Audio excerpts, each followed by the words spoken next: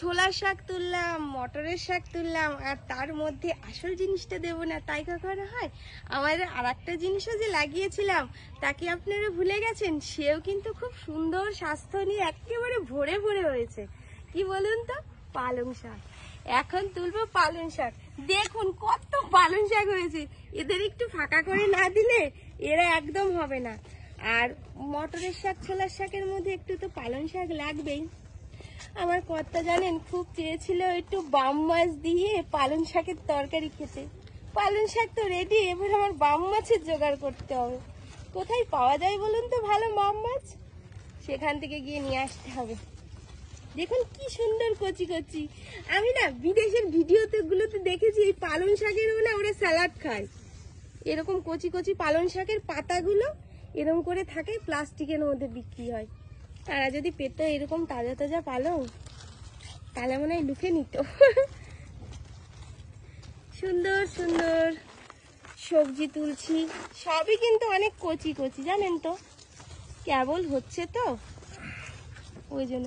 এর মধ্যে না কুকুরে ভীষণ উৎপাত করে জানেন তো, একদম গদি গদি তো কুকুরগুলো এর মধ্যে এসে শুয়ে শুয়ে দেখুন কি অবস্থা করেছে। ভাবে কি এইটা মনে হয় ওদের বিছানা। এইখান থেকে তুলি, এখানে অনেক বেশি ঘন ঘন এই জায়গাটা। হ্যাঁ বাবা এসো বাইরে, আমার বাচ্চাটা ডাকছে। ঘরে ছিল অনেকক্ষণ, আমার আওয়াজ পাচ্ছে না তো ভাবছে মা বুঝি কোথায় গেল। সে স্নান করার জন্য ভীষণই ব্যস্ত হয়ে উঠেছে। শাকগুলো তুলে তাকে স্নান করাতে হবে। বড়জন তো স্কুলে গেছে, তার এখন এক্সাম চলছে, তার আবার আনার সময় হয়ে গেল। এইসব নিয়েই চলে যাচ্ছে, সব সময় ব্যস্ত। হ্যাঁ বাবা ওই দেখো চলে এসছে, এসে বলছে আমি স্নান করবো। হ্যাঁ বাবা স্নান করবে সোনা, এগুলো তুলে নি। আচ্ছা ড্রেস খুলবা, আচ্ছা আমি স্নান করিয়ে দিচ্ছি। এখনো শীতটা অতটাও পড়েনি বলে স্নান করব করছে। এরপরে বেশি শীত পড়ে গেলে আর বলবে স্নান করবো না। আমার বেবি এইভাবেই কথা বলে, জানো, করবো না শীত লাগে। কেবল অল্প অল্প কথা বলতে শিখছে। আমার বাচ্চাগুলো জানেন তো একটু দেরিতেই কথা বলতে শিখলো।